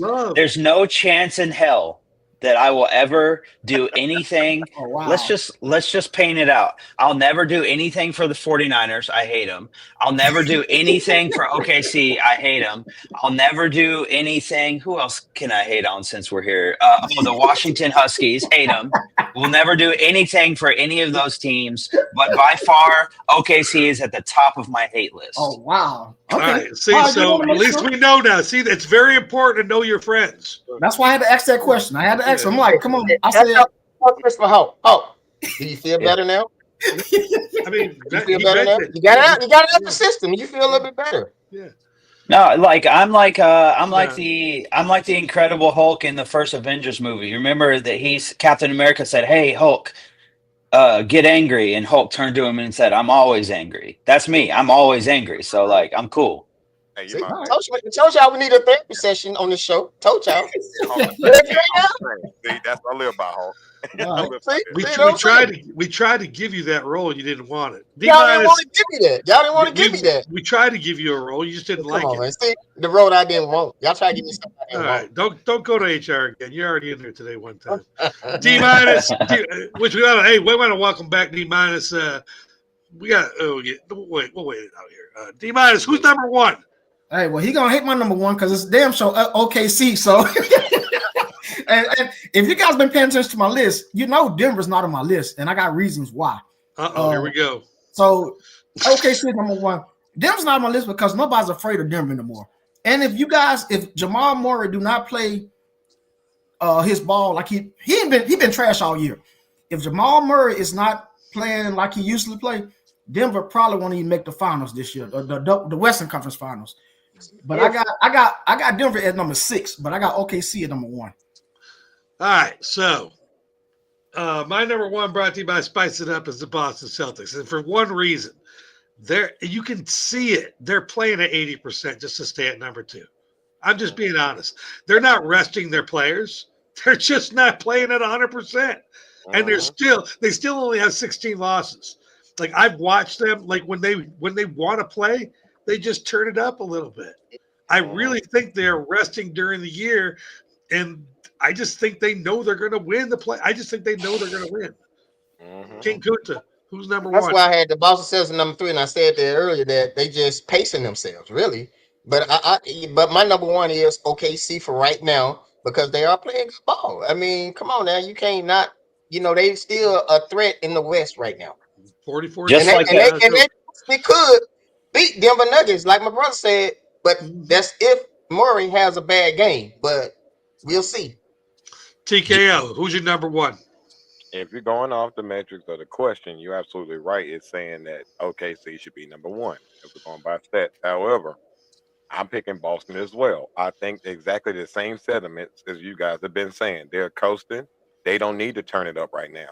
They're at a good place. And when they get to the Eastern Conference Finals, they're going to really light up the scoreboard. And here's the biggest thing. You said something about the Nuggets, their bench. With the Boston Celtics, their bench are battle tested. They can stop anybody when they need to. Facts. Again, I don't care what offense you throw on the floor, they can shut you down. So I think the only matchup they have a problem with is Joker. Because, again, they're athletic enough, they're built tough enough, they can beat any of these young boy teams and then handle the Nuggets. How about you, Hawk? Is it OKC? Well, it is indeed Boston. I agree with everything you guys were saying about, listen, they're sitting at the number 2 seed in the Eastern. So what are we talking about? They're not even playing. There's no sense of urgency with them. No. And so they're going to be at the number 2, and then they'll get in the playoffs. And when the playoffs start, like I was saying earlier, that's where the best teams go in sports, to the playoffs, and they're going to turn it on. They know what it takes. They won last year. And not only did they win last year, they won pretty damn convincingly. It was almost a sweep. And so Boston's number one. And then Kunta, I just have to say, it is just like a 49ers fan to stab me in the back and pick OKC. Okay? Just it's unbelievable, you know. I love the way Mike got 2 stabs in there. D minus, great list. We are going to our next segment. It is brought to you by Blue Moon Pizza.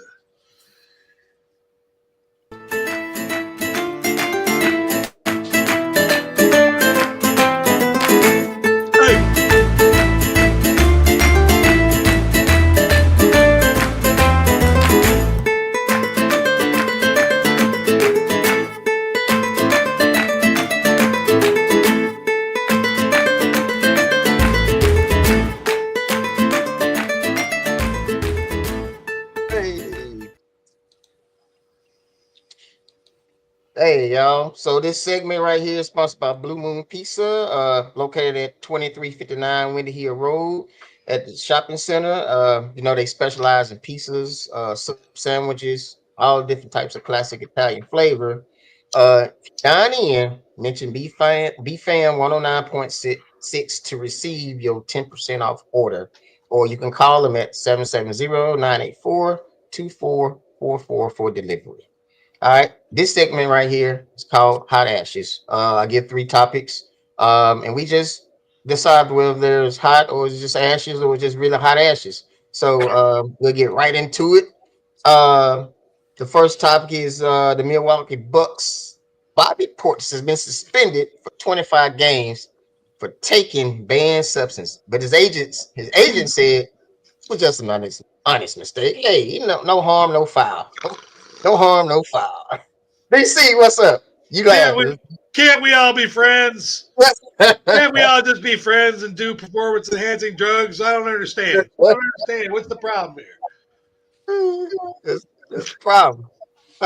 Again, I miss David Stern. That's what I got to say here. I miss David Stern. Okay, what's up? I think the real question is, what drug was it? Because when they're sitting there being they're saying, okay, 25 games, what are we talking about here? Now, are we talking about roids? Which, in my opinion, I don't see how that's a big problem in the NBA if they're taking roids. We clearly know they've been smoking weed for a long time. I mean, I've been on that for a long time because you never seen nobody get suspended for weed.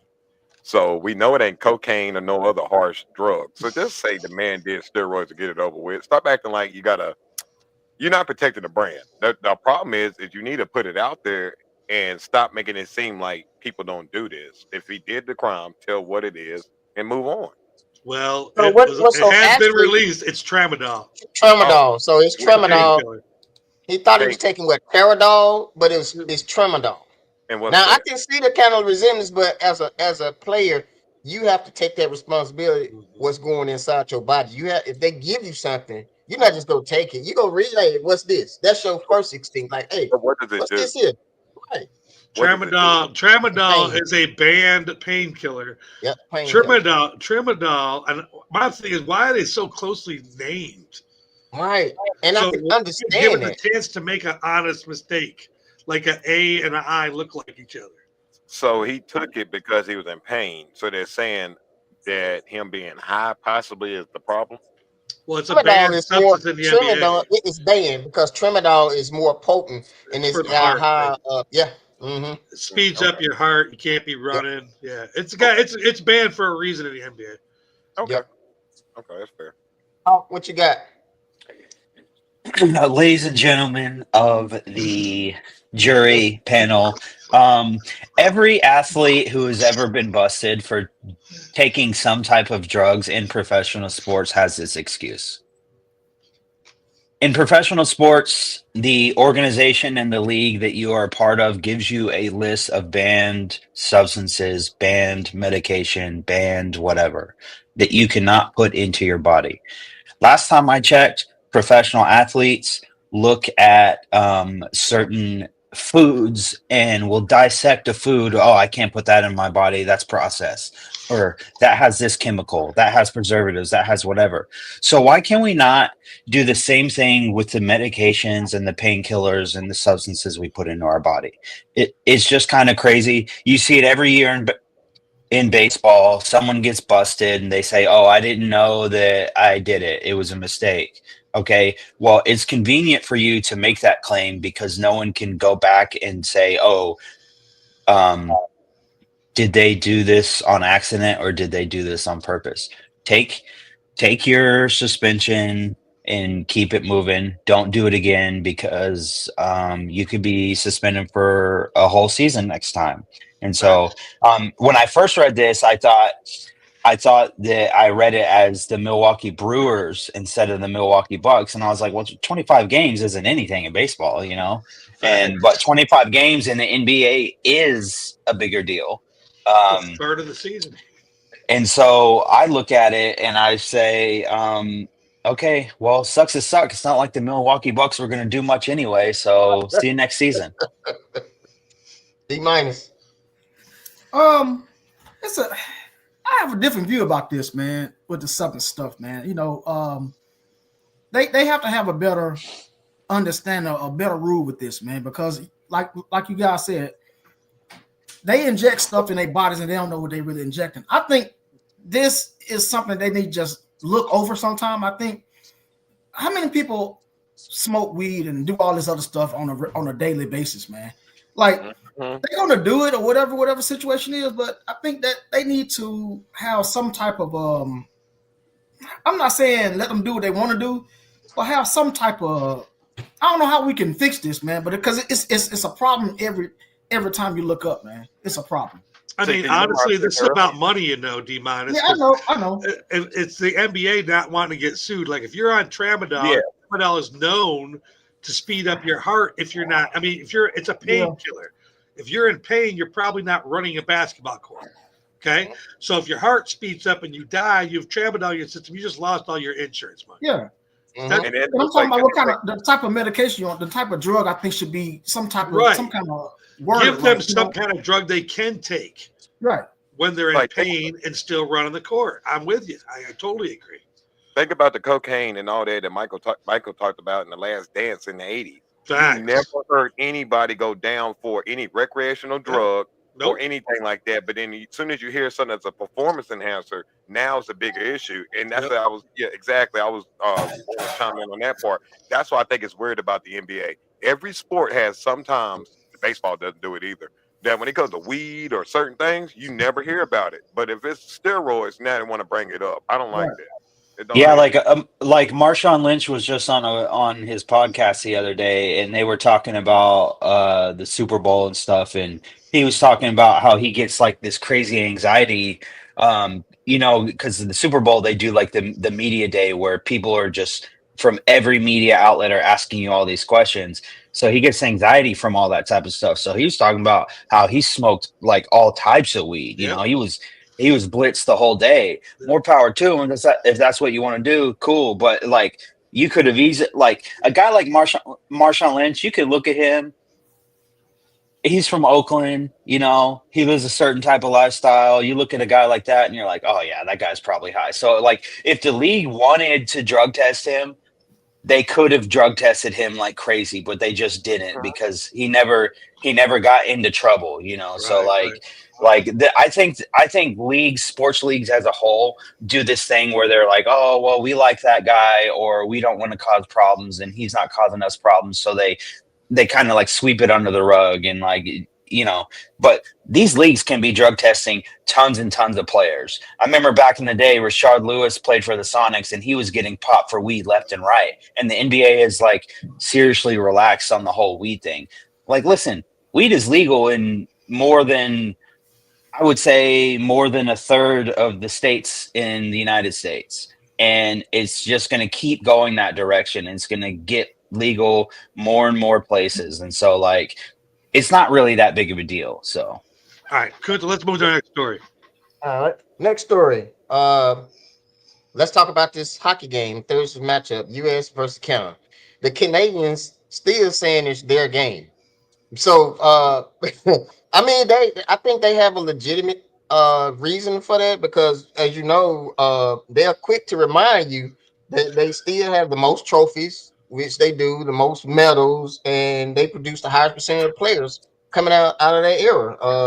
So what do you guys think about that? They still saying it's their game. Uh Hawk. Well, so Canada did win on Thursday night, but I think the more important message is it is Canada's game. Like you said, they do produce the most athletes that play hockey in comparison to the United States. But I'll say that round one game against Canada, the United States came out and bullied them, punched them in the mouth, Yep. was hitting them left and right, and embarrassed them and forced them to kind of go back to the drawing board and be like, okay, what is our identity? How do we get back to that? And then when the championship came, they came out and proved that, like, yeah, we're still Canada, we're a good hockey team, and we're the team that should be respected. And so just another example of, in professional sports, you cannot let your guard down for a second because there's always someone looking to punch you in the mouth. Okay, what you think about that? Um, I agree. It's just like with soccer. Soccer has been around the world longer than it has been in the United States. However, we make it seem like the MLS is the first time we ever knew about it in America. I do like the fact that Canadians standing strong because they created the sport and they are dominating the sport. So, yeah, I totally agree with Canada on that. D minus. See, that made me want to punch their ass in the face, man. But Let's go, you know, D. like, Let's go. man, forget all that, man. U.S. run this. We run this. U.S. run this, man. I ain't in Canada with all this crazy crap, man. That's why they got to fight in the first game. The U.S. tired of this bullshit coming to them. This is my game. This all. Yeah. Hey, And they booed the national anthem, and I feel like the American-born players like took that personal. They're Hell like, yeah. whoa. First of all, we were respectful Why during the wouldn't you? Canadian national anthem. You're not about to boo us like that. And so Right. the coach probably looked at him and said, okay, let's go send a message. Hell yeah. So no, fuck that. I mean, look, they probably do, but you ain't finna tell me in my face that you still run this shit. No, fuck that. Keep that to yourself. You know Don't go out and say that. You know the cool thing Steve, about what you being a got, man. Steve? You know the cool thing about being a man. You can go back and watch this show. I am not trying to puff my chest out right now, but I am swole. Right now, I can feel every vein in my chest. Teddy knows what I'm talking about. When your muscles are contracting and you just want to beat somebody's fucking ass. That damn right. Yeah. Fuck you guys, man. Right. Fuck all you. That's what I said. And Y'all trying to have almost 6 ounces now. Fuck that. Hey, I love Canada, man. Now, I love y'all, man. I'm gonna tell you one thing. There was 2 sporting events there. There was hockey and there was fighting. We beat your ass, though, didn't we? Right. And we won that fight 9 seconds go. into game 1. We won that one, didn't we? That is. I don't know what hockey does to people, but yeah, that's some bullshit. All I know is in the United States, we are undefeated when it comes to world wars. So every other country can go somewhere with that. Yeah. We're 2-0, baby. Yeah, There you go. motherfuckers. go. You want us to invade your ass? You hockey player. Yeah, we even beat ourselves. We don't care. No. You know what? This is the bad part. And I've been watching hockey for a while. Would you guys rather lose to Canada or Russia? Ooh, Damn. that's a good question. That's a good I'll question. lose to Russia every day. I could give a fuck. I do not want. It's connected. We're connected. No, I fuck understand. that. I Too close understand. to home. But Boy, Russia is like a different beast, right? Because Right. like there's a political aspect to it, and there's all that type No. of stuff. Bro, I would lose to Canada every time before I would want too to close lose to to Russia. home, man. Like Canada's right there. It's like, especially you, Mike. You're from Seattle. They're right. They can walk over the line and say, "Ha!" Fuck. But you know, let me tell you something about Canada. Every time I've been to Canada, it's like the most polite people you've ever met in your life. So Oh, those must be Keep the it on people the that hot were. seat. That must And be the keep it people on that the were hot booing during our national anthem. Fuck that shit, man. I invade countries for that shit. Mm-mm. Let's get this last one here. I'm all. And last topic, TK, I'm gonna let you Calm down. close this one out right here because you probably know more about this. So, Dallas Cowboys 6-time All-Pro guard Zach Martin will retire before the NFL season starts. So it's been rumored that he was thinking about retirement. D minus, what you think? Hell, I think about retirement too. If I'm going to a sorry ass, I'm sorry, Teddy. I'm sorry, but he probably getting tired of this shit, man. So I'm no disrespect, Teddy. But I retire too. If I can't go nowhere else, I'll be like Barry Sanders. It's time for me to go, man. So yeah, I'm gonna squeeze this in real quick.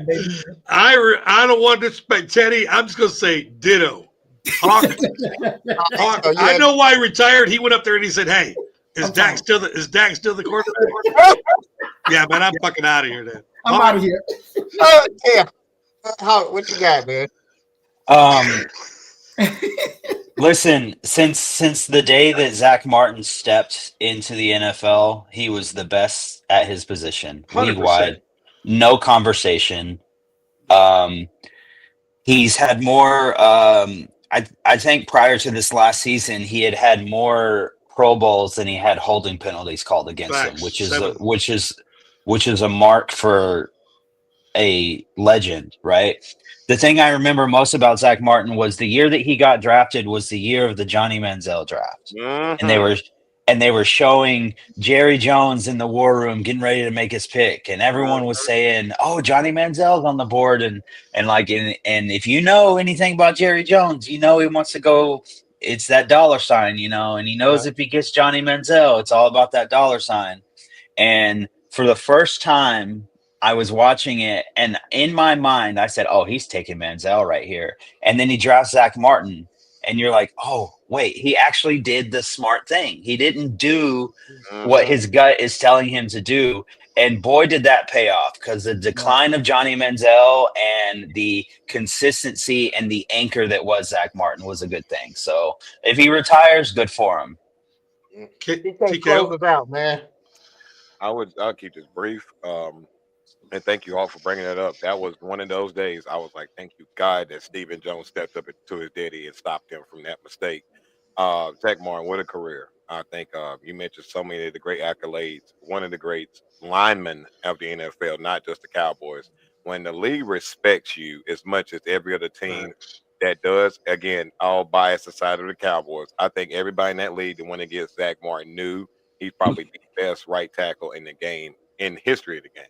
And so I hate the fact that somebody like him and Travis Frederick didn't get to materialize more into, because Travis Frederick's injury, I think at that same time, I do think the world is Zach Martin, but shout out to you, King. You just well deserved. I don't want you to go through the rebuild as well. I think the right thing is to go ahead and step out now. I'll do a quick shout out here. Great segment. Do a little shout out here. Congratulations, fellas. Well, we just hit 250,000 listeners. That's kind of cool. That's pretty damn cool. Nice. My thing is beeping. I don't know if you heard that beep. That was not my fault, but the server just told me we hit 250,000. That's kind of cool. Let's go to our next segment here. It's going to be very brief. Brought to you by Metro Cooling and Heating. You can call Mike at 678-656-5705. D minus, you're back. Unfortunately, we have an HR situation. I'm going to put the Hawk and TKO down in the green room because they are not involved. Let me put him where he needs to be. King Kunta has been charged. Oh, wait a minute. I got to bring him back. You got that wrong. Hawk needs to be in the room. Yeah, I'm here. Hold on. Yeah. Okay, let's see here.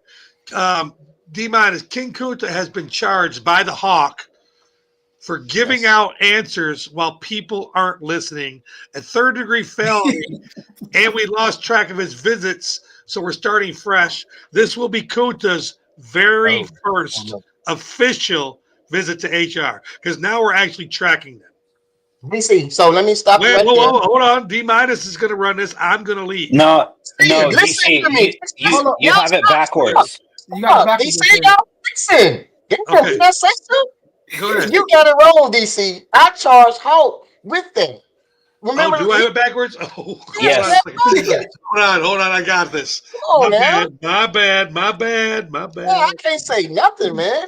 You can say what you want. I thought you were going to defend yourself. You like, I'll run this. You like, come on, man. You got to listen to me. Hold on. Relax. Yeah. I thought you were going to defend yourself. My bad. All right, so let me reverse that. D minus, the Hawk has been charged by King Kunta during the match for giving out answers while people aren't listening, a third-degree felony, And it will be his first visit to HR.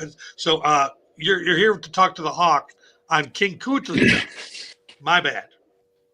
So let me start this off with King Kunta. What happened to get your side of the story? What happened? Because I wasn't here, so I need to know the story. DC read the question, and he read it to me. The Hawk had already asked the Hawk the question, and then it was my turn, and then the Hawk said something. He blurted out an answer with the answer or something, but I wasn't listening. I wasn't even focused on what the Hawk said. But prior to that, I know the sheriff ain't here to defend himself, but you know it's something similar. The opposite happened with the sheriff, but then the Hawk came in and blurred out an answer while it was my turn, but I wasn't paying attention to it. And then when I said the answer, I don't know if I remember it correctly, but Hawk, you tell me if I didn't answer that question. I got it wrong, but the Hawk got the question. Was it reverted back to you, and you got the question right? No, so what happened was it was my turn. Yep. He asked me the question, and it was one of those questions that was an easy. It was whatever it was. I said the answer, and immediately I knew that was wrong, and I was like, "Oh, I said this, and it should have been this." And so He was asking my question. I actually don't understand how I'm in HR right now because it was technically my turn. And he is mad that he still got the question wrong when I accidentally told him the answer and his ears weren't open to listen. But somehow I'm in HR because he's mad because he lost the competition to me. So it was my turn. It was my turn. And you all true. And so you blurted out the question. You blurted out the answer while it was my question. You was like, "Oh, that's right. It's this and this," while it was my turn. No, it was because he originally asked me the question and I said the answer and no hesitation, not even yeah, but not even 1 second had passed and I was like, "Oh, I said this and I meant to say this." And in my defense, I was quiet because I was like, "Man, I just told him the answer, but you weren't paying attention." So somehow I end up in HR over trying to accidentally give you an answer and then you It's like a library. When I'm studying, I don't need no outside distractions. I'm hearing it was like background noise. Even though if you blurted out the answer, it was background noise. I wasn't paying attention to it. You made me lose my train of thought. All right. My question is, why am I in HR for something? All right. We'll see. So D MInus, you heard both sides, and it's pretty much. I asked a question, Hawk gave an answer, and then he went, "Oh shit, it was really this." And the answer didn't count, but Kunta didn't hear it. And then Kunta gave an answer, it was wrong. And Hawk started teasing him a little bit, like, "I just gave you the answer," and Kunta gives him a charge. So at this point, we need to find out if there's going to be a penalty. So let me say this real quick. So what's the rules of the show? When it's your turn to ask a question, everybody's supposed to be what? Quiet. You even muted the sheriff prior to that question, right? Yeah. So that's all I'm saying. Okay. Who was lip syncing, by the way? Okay, we can't do that one yet. We can't do that one. We can't do that one yet. We're going to do that one next week when the sheriff's here. Yeah. That one's going to be fun because we got evidence on that one. So yeah, this one right here is a little. HR has a challenge in my world. So, yeah, it is. I'm just going to because both sides, I get the points behind it. So I'm not going to penalize nobody with that, man. Then I wasn't here to see that. So another thing is, I think HR should be present when stuff happens like that, So I can't say which one was wrong, which one was right. So I'm just going to just leave it non-penalty for this. All right, dismiss the charge. The charge has been dismissed.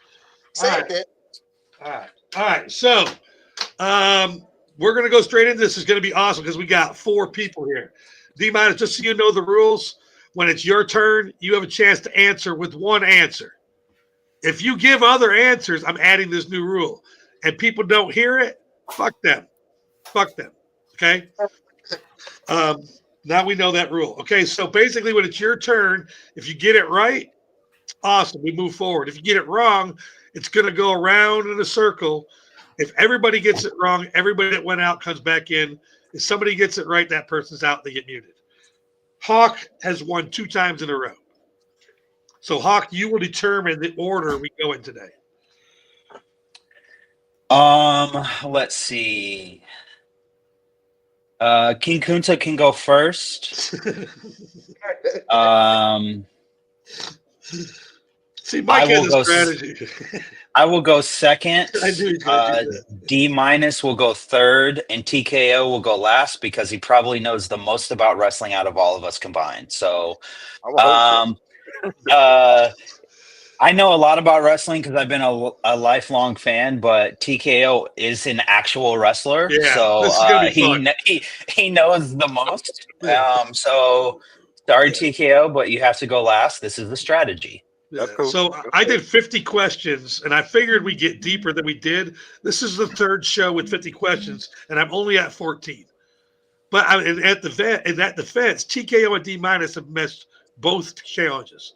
I feel like this is going to be huge, and we do have y'all watch each other because I'm not watching. You want to call a cheat out? Call a cheat out. That's y'all's shit. I'm not getting involved with it. So, Kunta, you are first.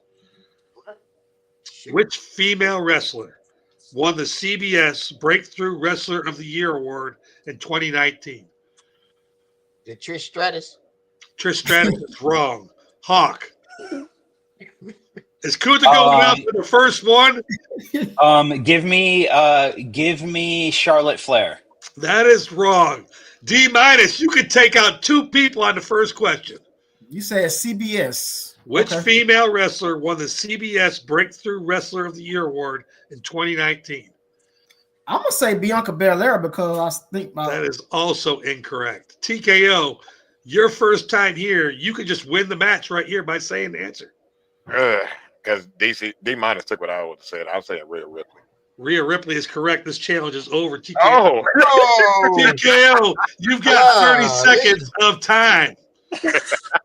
Hell no. Well, someone that's been spending 6 years in the business, professionally doing this. You fucking guessed.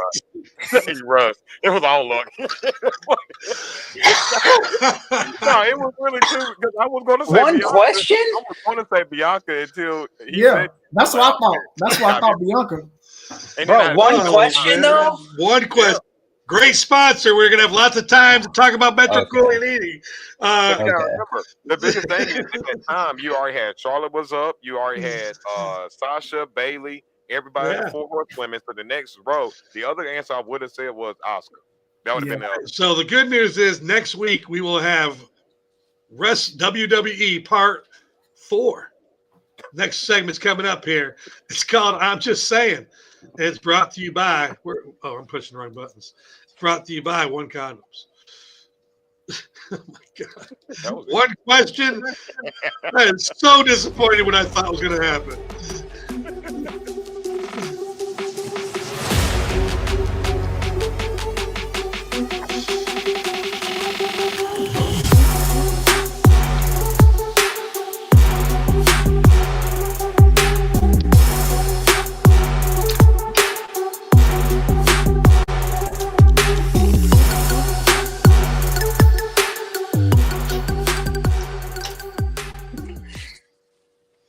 This segment brought to you by One Condoms. They have 10 lengths, 9 girths, and over 60 sizes available. Download the Fit Kit today from the website. Print it out, cut it out, and measure your shit to get it fitting right.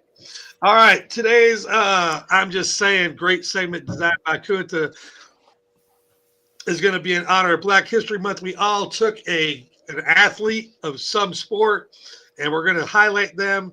So D minus, you're first. Who is your athlete you're going to highlight today for Black History Month? My athlete is Jack Roosevelt Robinson. That's his name, if y'all didn't know.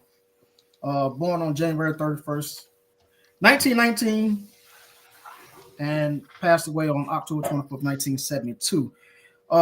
Jackie Robinson was the first African-American to play Major League Baseball in 1947.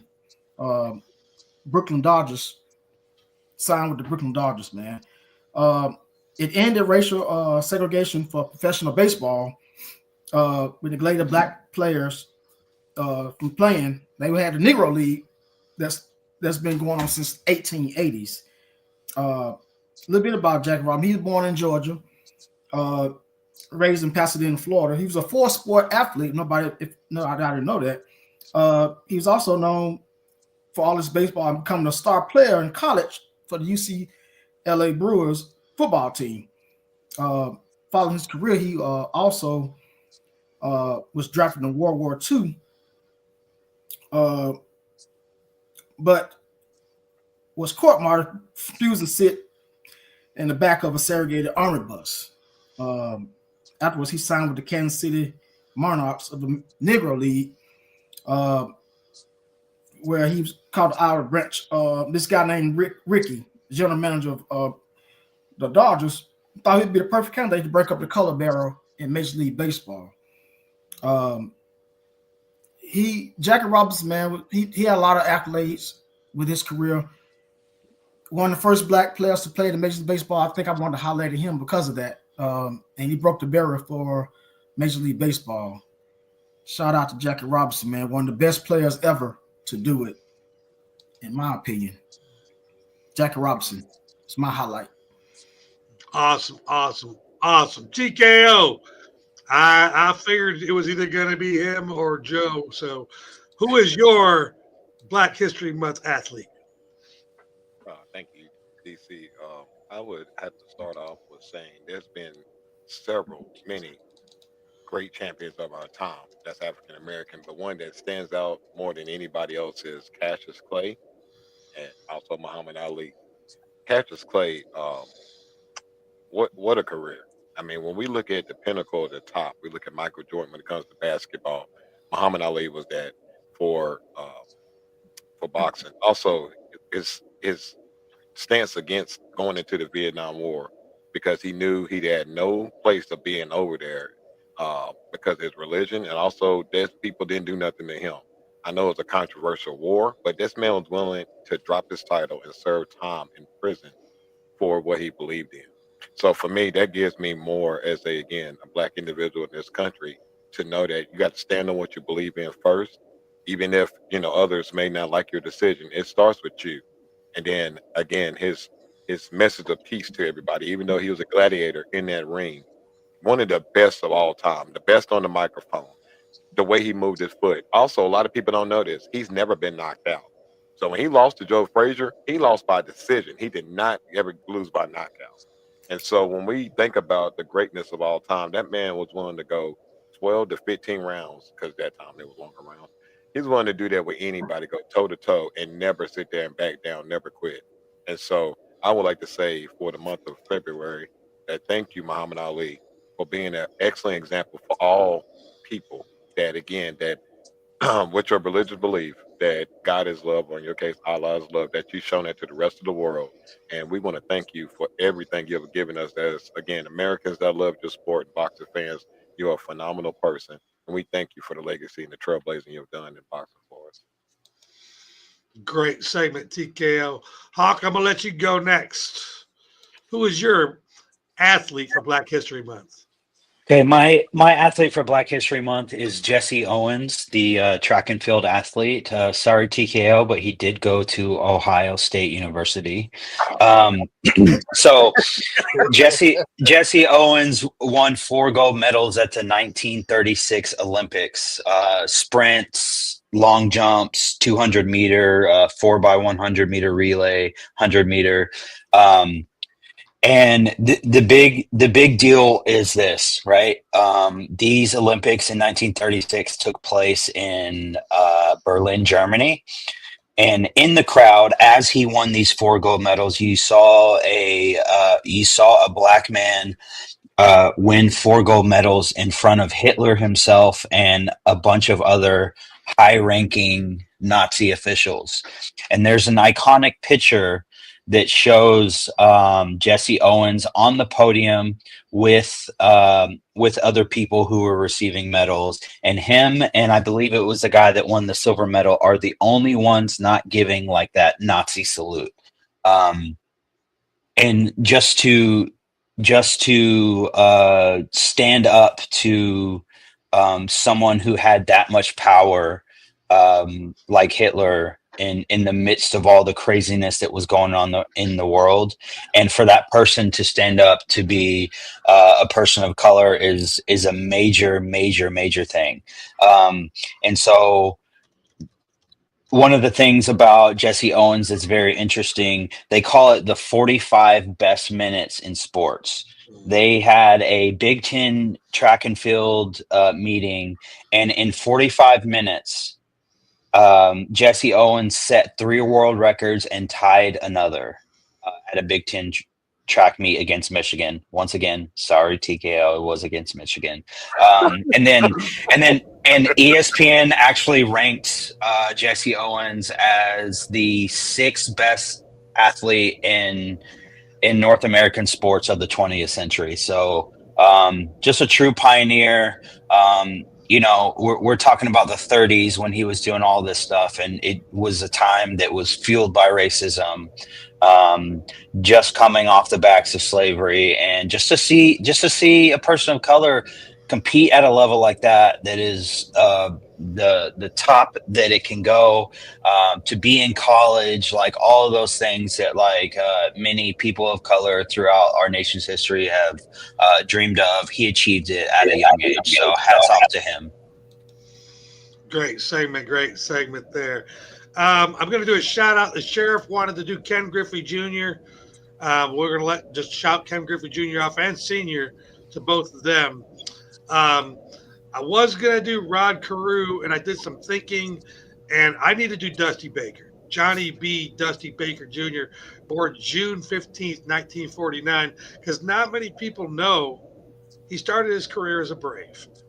Everybody knows him in the Cubs and the Giants and the Nationals, but he started his career September 7th, 1968 for the Atlanta Braves. And he couldn't hit. He couldn't do anything, fresh out of the Air Force. And I'm going to keep it super short. Dusty Baker went through so much shit at the time he was playing because he was next to Hank Aaron. My bad. Hank Aaron and Dale Murphy and Dusty Baker. What a great outfield the Braves had. We're running a little short on time, and I want to make sure that Kunta gets his thing in here for his guy because a great guy here. Kunta, end up our segment here. Appreciate that, DC. I appreciate you naming that guy because he's born June 15th. June baby's in the house, so I'm in June. So my next person is Charlie Sipper. He's also born in June 2nd, actually. If anybody want to know who that is, he's a golfer, black golfer. Sure is. So he was born June 2nd in 1922. He put up with a whole lot of stuff where he's one of our early pioneers, went through a lot in terms of organized by black golfers, but he wanted more. So he attempted to qualify for the 1952 Phoenix Opening by using the invitation he received from the boxer Joe Louis. And I thought that was interesting. So, while there, he received a whole lot of death threats, but he continued to play. He joined the PGA Tour in 1961. He went on to play in 422 tournaments, 51 top 10 finishes. That's awesome, like 51 top 10 finishes. Includes winning from his 1962 Greater Hartford Opening and in the 1965 Los Angeles Open. He careers and he PGA Tours. He won 2 PGA Tours. He won 2 PGA Tour. He actually won 1 PGA Tour championships, and 19 other things that he's won. He contributed. Everybody give homage to his contributions to golf. He was included into the World Golf Hall of Fame in 2004. He was awarded the Old Tom Morrison Award in 2007. The Presidential Medal of Freedom in 2014. And Barack Obama actually gave him that, awarded him that. In induction to the University of St. Andrew Lee, Thurman referred to Sifford as the Jackie Robinson of golf. So they referred him as the Jackie Robinson of golf. That's how huge he was. And also Tiger Woods acknowledged that Sifford paved the way for his career. And man, yeah, and I think Tiger name, his son after Clifford. Middle name. Yep. Charlie, yeah, Sifford, yep, middle name, yep. So, it was huge. You know, I didn't know much about him, but he's interesting. He sure paved the way for back office. So, we appreciate you for paving the way, and you always be remembered. Great segment, fellas. Really, really love that. Good Money Sports is here. We'll be here next week, 10 a.m. as always. And we might have a little special guest here. You never know. You never know. Get Money Sports. We out of here. Peace, peace. Peace. Great job on them segments, guys. You know who made